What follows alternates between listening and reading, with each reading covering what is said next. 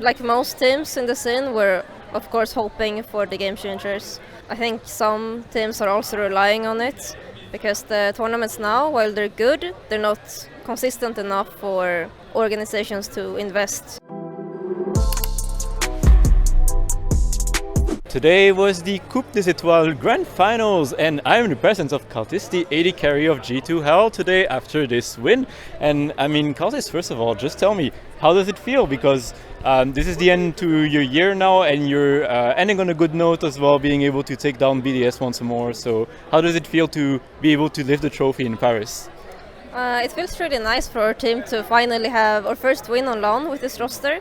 And it's definitely a cool way to finish the year. It's been a very long year with a lot of ups and a lot of downs, so it's like a relief. Yeah. Yeah.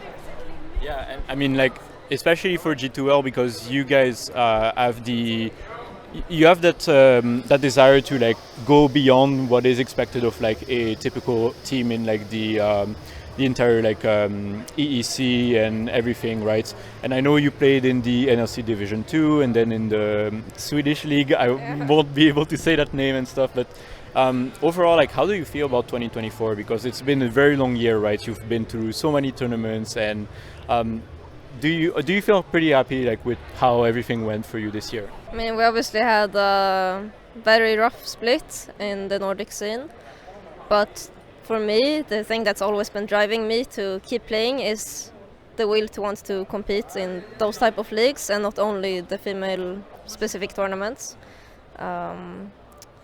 So yeah, I mean, every year I'm usually exploring my options for those teams that are competing in mixed leagues. And if I don't, then I guess I'm staying here. Yeah. And I mean, speaking of that, I remember like in the past you actually competed in some ERLs, right, as well. And so far, I mean, this year you were exclusively in G2L, and I mean, you did like a few tournaments here and there, I think, like some Pro-Am or whatever. How do you feel about the evolution of your career so far, and like, what is your goal for 2025 as well? Like, do you have like a specific objective for yourself already that you want to set yourself for next year? It's hard to say because there's a lot of uncertainty in the ERLs. I know they're reworking a lot of ERL 1 and 2s, so this makes it very difficult right now if you want to play ERL. So to me, next year is very foggy, but I'll just take it as it comes, really. Yeah, I mean, I still find joy playing some tournaments here and there. It's really exciting, especially trying to play with different players, because I've been in G2 for over 2 years now, and it's refreshing to have some variety. And speaking of G2 Hel and the entire scene, right, the Coupe des Étoiles and the EEC and everything, there's been a lot of talks around this over the year and over time in general, because people feel like the scene, maybe in a way it's stagnated a bit, especially with the fact that like there were some rumors around the game changers coming in, you know, and then it didn't happen. And the scene now it feels like, in a way, it's blooming in the sense that we have a lot of teams competing and a lot of tournaments happening as well. But also it feels like the future for a lot of players doesn't seem too bright because there's no right investment at the moment, at least. So what is your personal take on how the women's scene in general is working right now? And where do you see it going forward as well? Like most teams in the scene, we're of course hoping for the game changers. And I think some teams are also relying on it because the tournaments now, while they're good, they're not consistent enough for organizations to invest a lot of money in. And it makes it very hard. I think it's also one of the reasons why we're so forced to try to scramble into other tournaments or divisions that have a proper schedule. When we played as well, we had to even forfeit some games because we have too many games in the female scene to play all of them, but we have too few games in the female scene to not play anything else. So we end up somewhere in between, and it's not good for anyone. Personally, as a player as well, you've been playing for quite some years now as well, right? I don't know, what year did you start playing competitively actually? I think my first tournament was in, I have to think how old I was, 2016. This is making me feel old as well. It's already been 8 years. Well, yeah, I mean, it's been 8 years now as well, and you're still in it and you're still fighting, right? Trying to be as competitive as you can as well. So I just want to ask, like, regarding this as well. How do you personally see your growth? Do you still like see yourself like growing every year from like these experiences, like playing in G2 Hel and being able to play all these mixed tournaments and also just the EEC and Coupe des Étoiles as well and stuff like that? I think I've matured a lot as a player, and especially my communication in game has gotten a lot better if you compare me to 2 years ago. I would like to improve more. I mean, you usually say that to really improve you need to be put in an environment that is above your level, right? Otherwise it's going to be really hard to have takeaways from your practice, and yeah, that's an opportunity that a lot of players are waiting for, and I can only hope to one day play with the GOATs. I mean, of course, it's the goal of everyone, right? To just be able to be on the big stage and everything. But like speaking of that as well, because there's something I find really interesting is that there's another AD carry from the women's scene, Clef from Chester, who just recently joined a team in the Benelux scene actually, and she joined MIF Esports, I believe, and now she's gonna play in mixed scene as well. Do you think there's other players as well that could be making that jump in the next few years? And do you have like some specific names as well? Very hard to say because I don't know any of these players personally, and even if you have potential or show potential, I think a lot of it is your mindset, and you also need to get lucky to some extent. Sure, there are players that have potential, and I hope that there are because we need more of them.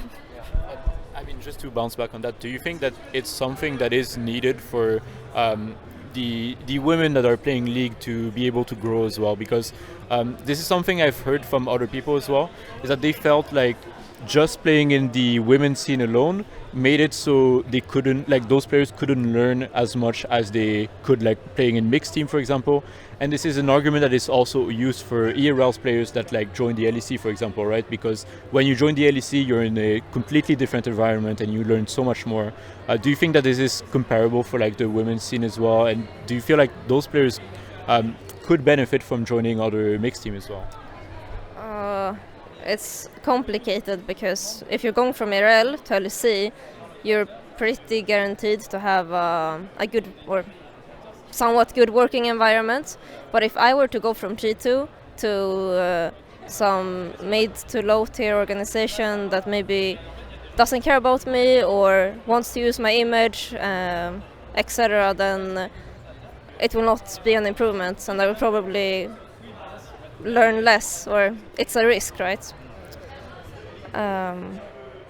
Also, it's very hard to find a ERL team that sees your potential and wants to invest in you, and also all the staff and all the players also want to play with you as an individual and also you as a woman, because there's always going to be someone somewhere that doesn't want to. Speaking of that, do you think that's still a major issue today in like 2024 League, the fact that like if you're a woman, like some teams will inherently discriminate you about like just for that, I guess? It's really impossible to say because everything is going to be communicated through closed doors, and you can never with 100% certainty say, oh, I didn't get this because of that reason.